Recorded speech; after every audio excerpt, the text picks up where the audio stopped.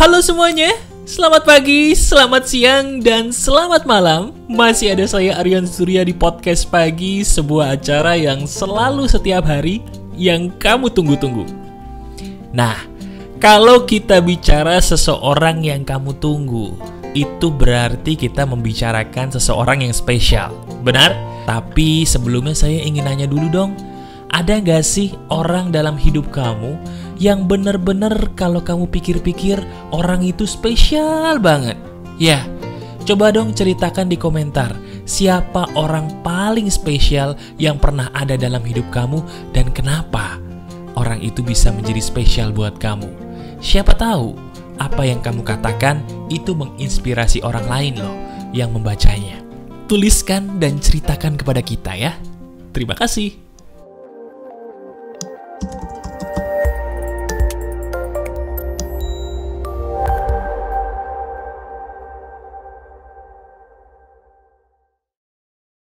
Halo teman-teman, masih ada saya Aryan Surya, sahabat baik kamu dari Pagar Kehidupan di Podcast Pagi. Sebentar deh, pernah gak sih kita ngerasa kalau masalah dalam hidup itu sepertinya gak pernah berhenti ya? Coba, kalau seandainya diri kamu jujur pada saya, saat ini, di waktu kamu menemukan video ini secara sengaja atau tidak, benar gak sih ada sebuah pertanyaan dalam hati kamu? Kenapa ya, kok masalah dalam hidup saya ini ada aja dan tidak pernah kunjung berhenti? Apa salah saya? Betul, pernah ada pertanyaan seperti itu dalam hati kamu belakangan ini? Kalau memang iya, itu loh tujuannya yang Maha Kuasa mengizinkan kamu menonton video ini. Nah, sekarang, kalau memang benar ada sebuah petunjuk ilahi di dalam video ini buat kamu, saya ini harus ngapain mas, supaya masalah dalam hidup saya secara cepat bisa terselesaikan dengan baik. Oke, sambil kamu tetap mengerjakan apapun, dengarkan aja, siapa tahu apa yang saya bagikan ini benar-benar menginspirasi kamu ya. Jadi begini, setiap orang itu sebenarnya punya masalah yang berbeda-beda. Sama seperti kamu. Coba deh lihat dirimu sekarang baik-baik. Lihat, masalah apa yang sedang kamu punya saat ini? Pikirkan baik-baik. Apakah masalah hidupmu sama dengan temanmu yang ada di sebelah? Masalah hidupmu sama nggak dengan orang yang kamu kenal di sebelah sana? Oh, beda ya? Berarti masalah hidup kita selalu ada dan berbeda-beda. Nah, sekarang pertanyaannya, Mas, kalau memang masalah setiap orang itu harus selalu ada, kenapa Tuhan itu kejam? Loh, kenapa? Iya, kenapa kok Tuhan itu suka banget ngasih saya masalah-masalah hidup yang mohon maaf ya mas ya, nggak ringan juga mas. Kenapa kok Tuhan itu jahat sama saya? Begini penjelasannya. Sebenarnya yang jahat itu bukan Tuhan. Yang jahat itu bukan yang Maha Kuasa kepada kita, bukan.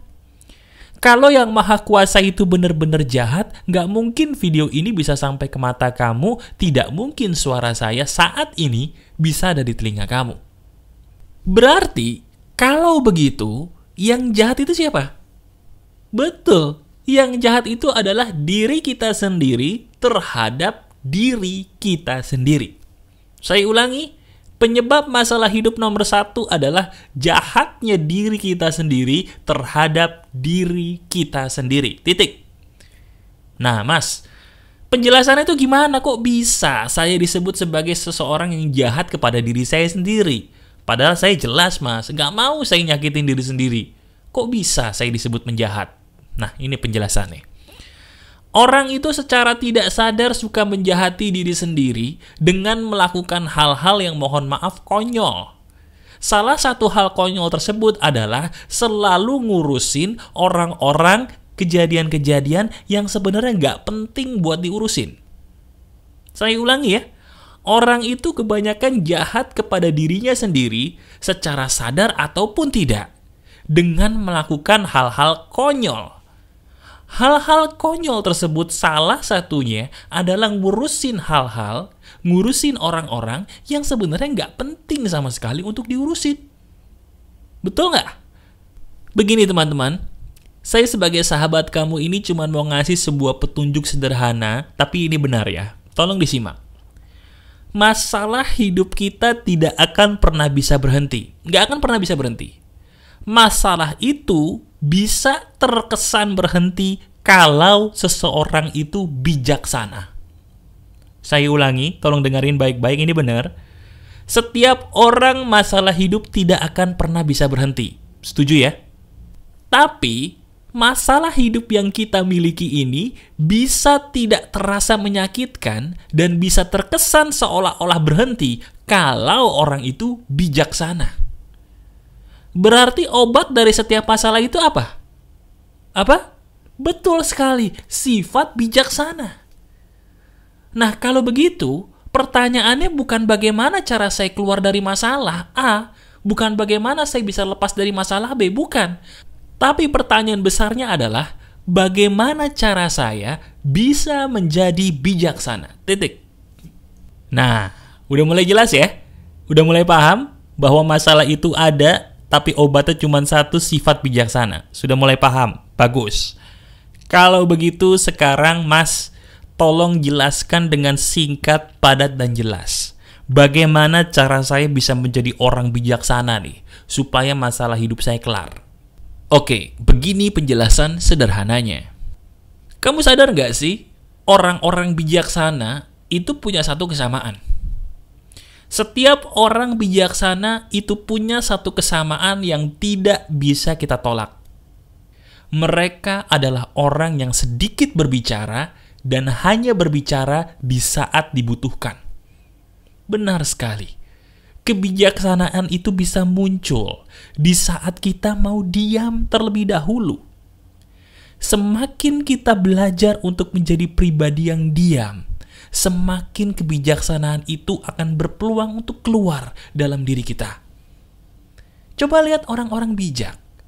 Coba lihat para nabi dan rasul zaman dulu. Mereka itu adalah orang-orang yang sangat bijaksana. Di saat mereka itu dihina, di saat mereka dicaci maki, apakah mereka membalas dengan caci maki? Apakah mereka membalas dengan penghinaan yang sama? Tidak. Mereka selalu membalasnya dengan diam, berdoa kepada Yang Maha Kuasa, menenangkan diri dalam diam, sampai akhirnya mereka benar-benar bisa keluar dari masalah hidup mereka karena kebijaksanaan diri mereka. Coba renungkan perkataan saya atau kamu pikirkan orang-orang zaman dulu yang bijaksana. Baik itu Siddhartha Gautama, Nabi Muhammad SAW, Isa Al-Masih alaihi salam, para wali songo, semua punya kesamaan yang sama. Mereka adalah orang yang sedikit berbicara dan tenang dalam diam. Kenapa mereka begitu? Karena itulah titik berawalnya kebijaksanaan muncul dalam diri kita. Ketika kita mau belajar untuk diam. Jelas banget ya? Oke, alhamdulillah. Nah sekarang pertanyaannya gini, Mas Aryan ini kan bijaksana nih. Tapi Mas Aryan ini ngomong. Bagaimana mungkin Mas Aryan yang bijaksana ini juga pintar ngomong? Nah ini loh. Kebanyakan orang itu mengira orang yang suka ngomong di saat ceramah, memberikan motivasi, ataupun berpidato, itu adalah orang yang cerewet. Bukan. Saya ini di luar pagar kehidupan lebih banyak diam. Lebih banyak diam. Bukan karena saya antisosial, tapi karena saya tahu kebijaksanaan itu akan muncul di saat saya diam. Dan orang yang bijaksana adalah orang yang paham kapan saya harus berbicara dan kapan saya harus diam. Mereka tidak akan berbicara di saat mereka tidak sepatutnya berbicara. Itu ciri khas dari orang bijaksana. Nah sekarang pertanyaannya, Mas, apakah saya kalau mau menjadi bijaksana untuk menyelesaikan perkara hidup saya harus diam dulu? Betul sekali. Sekarang coba ambil nafas dalam-dalam yuk. Ayo ambil nafas dalam-dalam. Kemudian kamu hembuskan pelan-pelan melalui mulut. Tenangkan diri kamu, coba diam sejenak. Diam sejenak dulu. Saya tahu masalah hidup kamu berat. Saya paham masalah hidup kamu ruwet dan banyak, saya paham. Tapi percaya deh, masalah itu nggak akan pernah bisa beres kalau kita tidak belajar untuk diam. Ketika manusia itu tidak diam, jalan keluar tidak akan keluar dalam hidup kita. Di saat kita tenang, justru jalan keluar itu ditemukan. Itu aneh, tapi itu justru kenyataan. Iya kan? Bener nggak? Coba ingat-ingat deh. Sesuatu hal yang kita cari nggak ketemu, tapi begitu kita tenang, ketemu tuh, baik itu barang ataupun jalan keluar. Nah, itu maksud saya. Itu bukti bahwa perkataan saya benar. Nah, sekarang saya akan menjelaskan bagaimana sih prakteknya untuk bisa mempraktekkan apa yang Mas Aryan katakan nih dalam video ini untuk hidup saya sehari-hari. Saya setuju banget dengan semua perkataan Mas Aryan Surya hari ini. Tapi saya bingung, Mas, cara prakteknya dalam hidup saya itu bagaimana? Gini cara prakteknya.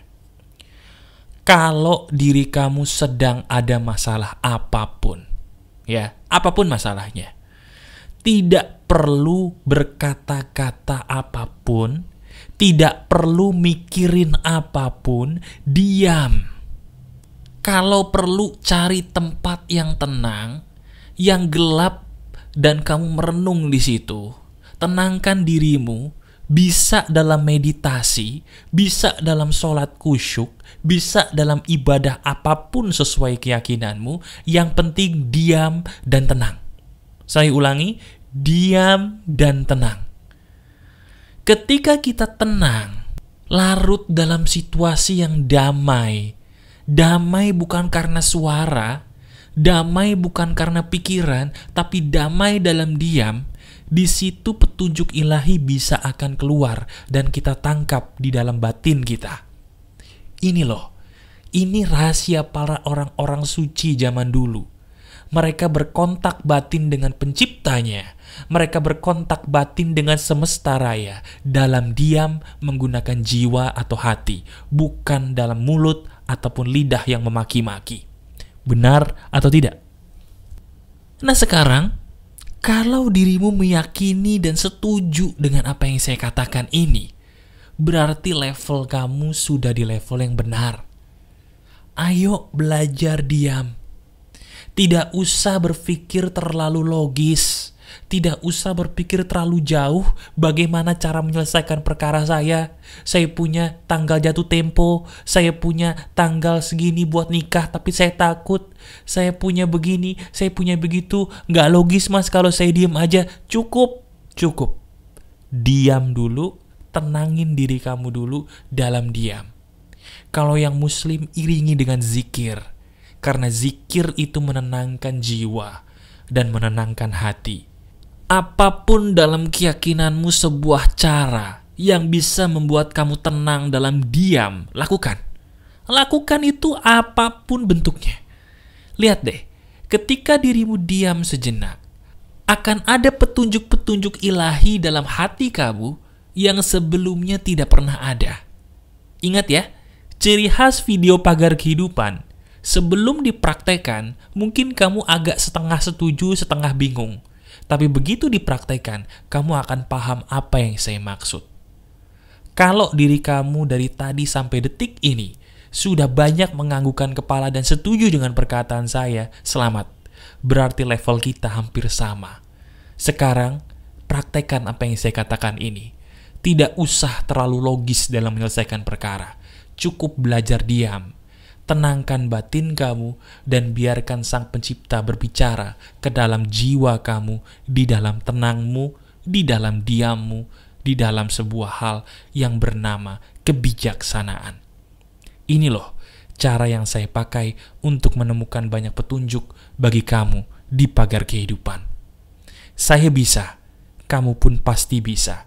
Hanya dirimu harus mau melatih dan mau praktek. Ini petunjuk Tuhan buat kamu.